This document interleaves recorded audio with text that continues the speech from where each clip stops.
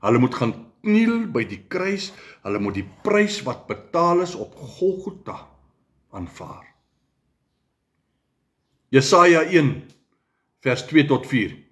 Kinders het ek groot gemaak, maar hulle het teen my opgestaan. My volk het my verlaat. Onthou nou, ek het vir jou gesê nou net, dat ongehoorsaamheid en ongeloof het gemaak, dat die Israeliete, die Joodse volk wat ons het weggehoereer aan mekaar agter dwaal en agter Baals aan. Dis baie belangrik. Reeds in Jesaja se tyd word Israel al klaar 'n sondige nasie genoem, as gevolg hiervan. Jy moet net, as jy baie mooi profetiese boeke wil gaan lees Jesaja, gaan lees Esegiel, gaan lees Jeremia, daar sal jy hierdie goeders raak sien. God maak dit baie duidelik, dat hulle bloedlyn hou geen reddende waarde nie. Hulle word nie gered as gevolg van hulle bloedlyn nie. Baie belangrik, hierdie paar goed wat ek nou gesê het, is bitter belangrik vir jou om te onthou. Hosea 1. Hulle noem hom Lo-ammi. Dit beteken hulle is nie my volk nie. Want julle is nie die volk wat ek gekies het nie. En ek is ook nie julle God nie. God sê direk, hy verbreek hierdie volksidentiteit weens hulle ongeloof. Sjoe, dit klink kras vanoggend, nee. Paulus het juis hierdie konteks, hierdie teks gebruik in Romeine 9, vers 25 tot 26, om die heidinge se inenting in die wortel te verduidelik. Jy kan dit self gaan lees en ons gaan so bietjie later in hierdie video gaan ons af en dan gaan ons kyk daarna. Kyk wat sê Jeremia 7 vers 23 tot 29. Hy sê, hierdie is 'n nasie wat nie luister nie. Hy praat met die Hebreërs, hy praat met die Jode. Hierdie is 'n nasie wat nie luister na die stem van die Here hulle God nie. Met ander woorde, die waarheid wat hulle geken het heeltemal verdwyn. Jeremia sê God verwerp hulle offerdiens en hulle tempeldiens in 'n profesie wat 70 na Christus fisies tot vervulling gekom het en neergepen is deur Josefus, 'n geskiedkundige skrywer, toe die tempel verwoes is. Toe prins Titus die Jerusalem geomring het, generaal Titus, en Jerusalem totaal verwoes het, was die laaste van die laaste tempel heeltemal afgebreek, net soos wat Jesus dit in Matteus 24 en Lukas gevoorspel het. Baie belangrik. Jesaja 65 sê ook, hy sê, vers 1 en 2, hy sê, ek het my laat vind deur 'n volk wat my nie gesoek het nie. En ek het gesê, hier is ek, vir 'n volk wat nie na my naam genoem is nie.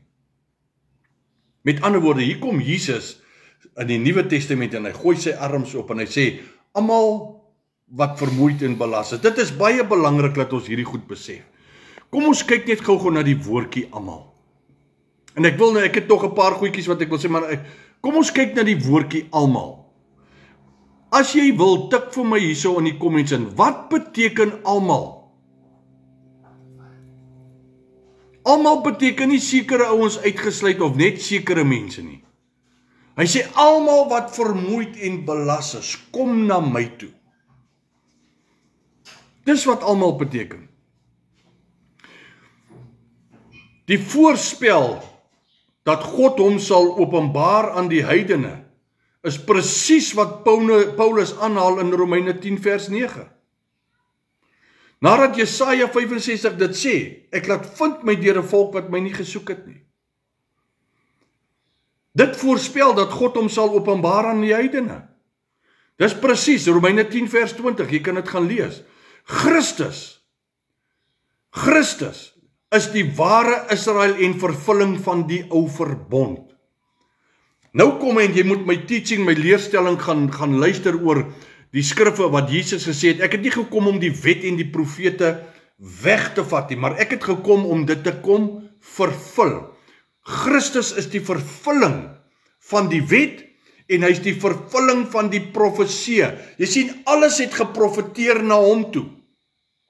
Hy was die tabernakel, hy was die vervulling van die offers, hy was alles wat gebeur het in die Ou Testament, was hy vervulling van gewees. Wanneer ek hierdie koppie vat en ek sê ek gaan hom vervul met koffie, en ek maak hom vol, laat hy oorloop, wat beteken dit? Hy is vol. Is dit nie wat vervulling beteken nie? Ja, hierdie koppie is vervul, hy is vol met koffie, kan daar nog bygesit word? Nee. Met ander woorde, daar kan niks meer bygevoeg word by wat Christus Jesus vir my en jou kom doen het nie. Hy het dit volgemaak en toe hy dit klaar vervul is en hy's vasgeslaan aan die kruis op Golgotha, toe skree hy, dit is volbring. Is klaar gemaak. Daar sal niks meer anders wees nie. Israel as nasie het hier toet en taal gemisluk. Maar Jesus is die getroue Israeliet. Hy is die getroue Israeliet, gebore onder die wet, gebore uit 'n vrou, om die verbond, om die beloftes en die profesieës te kom vervul. Alles geprofeteer na hom toe. Hy is die goue draad. Hoeveel keer het jy dit al gehoor? Hy is die goue draad van Genesis 3 vers 15 af, regdeur tot Openbaring 22. Hy is die goue draad. Kyk wat sê Matteus 2 vers 15. Hy sê, uit Egipte het ek my seun geroep. Die direkte aanhaling, wat Matteus hierso vir ons in Matteus 2 sê, hy haal direk aan uit Hosea 11 vers 1, oor Israel. Hoe God Israel uit Egipte uit geroep het. Onthou jy, toe die volk uit Egipte uit gekom het, deur die woestyn Kanaan toe? Hy maak dit nou oor Christus. Met ander woorde, wie is die volk? Kom ons praat. Is almal uit Christus uit. Almal wat uit Christus uitkom, almal wat wedergebore is. Nou is dit toegepas op Jesus. Hy is die nuwe Israel. Hy is die prins van God. Lees gerus my boekie oor sal die ware Israel asseblief opstaan. Ek wil nie hê jy moet die kalf wees wat aan die agterspeen suig nie. Ek wil nie hê jy moet jou eersgeboorte reg verkoop vir lensiesop nie. Jy het nie nodig om onwaardig te voel nie. Jy het nie nodig om tweede plek in te neem nie. Israel is nie die uitverkore volk van God nie. Israel erken nie eers God nie. Hulle is die antichrist, die sisteem wat hulle aanbid. Daai is die antichrist. En wanneer ek sê hulle is die antichrist, wat beteken antichrist? Antichrist beteken dat is almal wat teen Christus staan. Almal wat nie glo dat Jesus Christus die seun van God is nie. Almal wat nie glo in sy maagdelike geboorte en sy kruisiging, sy opstanding op die 3de dag en sy opvaarding in die hemel in en gaan sit aan die regterhand van God nie. Antichrist.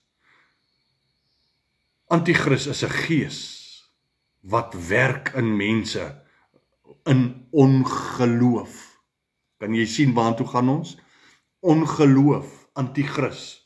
Glo nie dat Jesus Christus die seun van God is nie. Johannes 15 vers 1 tot 6. Kyk, dit is baie dit is 'n mooi gedeelte hierdie. Hy sê, hier kom Jesus en hier's profetiese waardes hier aan betrokke. Jy moet mooi luister. Jesus sê, ek is die ware wynstok. Elke loot wat nie vrug dra nie, word afgesny, bymekaar gemaak en in die vuur gegooi. Hoe dra ek vrug? Deur geloof.